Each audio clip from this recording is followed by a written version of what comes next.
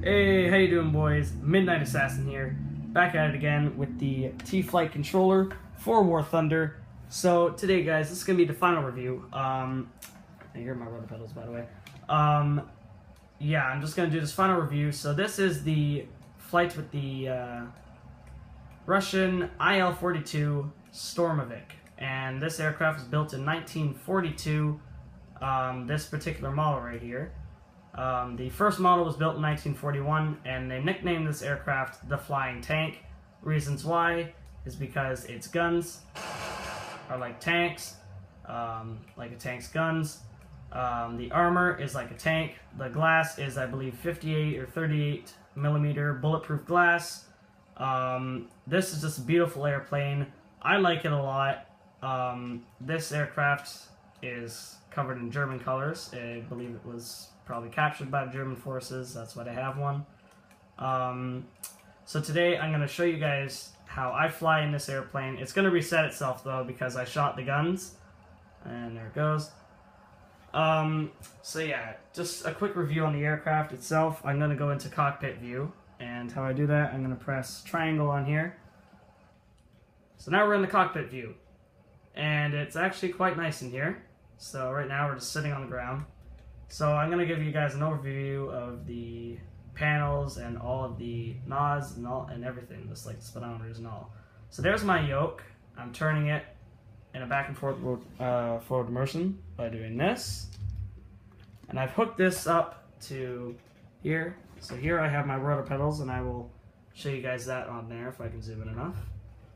You will see my character's legs are kind of moving. You can't really see it, but his legs are moving. Right there, so you can see a little bit of articulation right there. It's kind of moving around. And that is just by doing this. This also works in flight as well. So now what I will do is I'll show you around the cockpit. So as I did say, this glass is, I believe it did tell me 38 or 58 millimeter bulletproof glass. So just a little overview of the cockpit itself. It's actually quite nice in here. The airplane, I like it a lot, not just because of everything like that it's got. It's just a beautiful airplane in general, and I would really like to see one in the future and probably fly one, but I might not be able to get to do that, which is sad, but you know, it's thing. So yeah, so right now what I'm going to do is I'm going to put the plane, I'm going to start flying because we've been on the ground for 2 minutes now. So that's my throttle right there where my guy's hand is, and my hand is right here. So what I'm going to do is I'm going to put it to about 50. So let's move it up like that. So there we go. And now you can see the airplane is moving quite nice.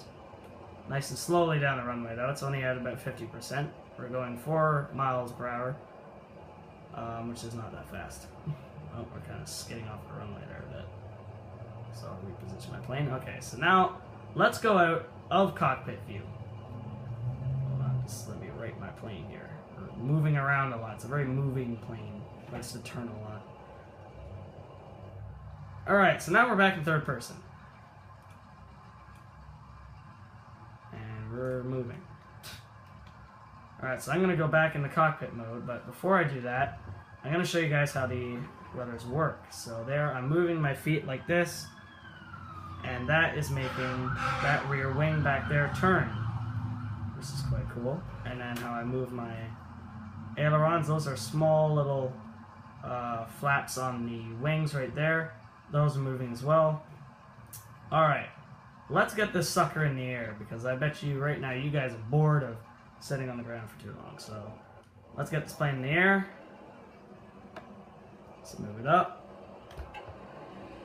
And there we go. My flaps are now on takeoff. We're going to kind of move out of the way here. And pull it up. Alright, so now the aircraft is in the air. I'm going to go back into third person. The gears and flaps will go up automatically. So now that the aircraft is in the air now, you guys can get a good look of the plane in flight, and also the graphics around too. So I'm moving the airplane around. It's quite cool. We're approaching stall speed right now, which means no speed at all. Alright, so now what I'm going to try and do is I'm going to try and find a little target, and I believe that I've locked onto it, so it's over there. And it's a small car, and it's going to be pretty hard to shoot, because right now I'm holding an iPad Air 2, it's my only camera, and I'm flying a plane, so this is going to be interesting. If I can't shoot it, I'm sorry. If I can, I guess so. Eventually I'm going to miss. And blow up! So that sucked. That was a real shame. Let's do that again. So we're just gonna take off again. But yeah, it's an easy setup for this sort of thing. It's not too hard at all. What I did here is I connected the these two here. They already come connected to each other. You can attach these. Oh, you can attach these two together. So it'd be like nice and snug, but I prefer to have them out like this, just cause, and just because. Okay, there we go. I finally was able to zoom out. So yeah, I just have them like this, just for reasons. And then here we have my rudder pedals, and these connected to that. So hold on, move my big leg here. So that is connected to this part right here. These here cost me about 126. I believe. And this has cost me $90.96, including the shipping. So this thing was practically about 300 bucks around. And my budget was about 250, so my grandmother and my parents helped me out with that. And I thank them a lot for it, because this thing, if you guys are looking into this, frickin' buy it, alright? It will take some getting used to. I'm still new at this, like I have no damn clue. Like, I just did a dogfight, and, like, I was just blown out of the sky immediately. I didn't even get to shoot down a plane, so, you know, it sucked, but that's the whole thing, you know, you learn new things with this. And I'm really happy that I did get this. There's another thing that they made. It's called the Thrustmaster wheel for the PS4. The only accessory that you really could use for it is a shifter. And that's just, you know, to shift your cars if you want manual and make it look more realistic. You already get your gas pedals and your brake pedals with that, and the steering wheel itself. I think there's a different way to hook it up. You gotta hook it up to something else. Like if you want it sitting still, instead of you holding the wheel in your lap. But it does connect to the PS4. That is also a pretty expensive piece to get. I just like shooting guns. So yeah, these things here, I do recommend that you do get this. If you guys like War Thunder, this will work for War Thunder if you guys are wanting realistic flight controls. Also, don't forget, it will also work for Call of Duty Infinite Warfare, which I know is a piece of shit game.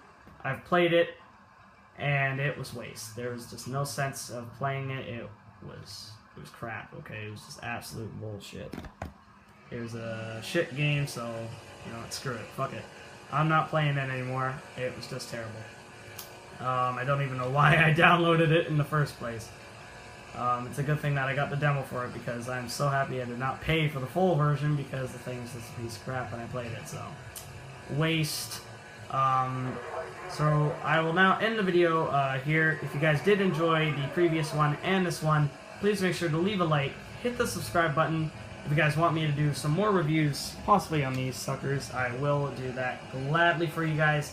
Anyway, I will talk to you guys later, and yeah, have a great rest of your day. Goodbye.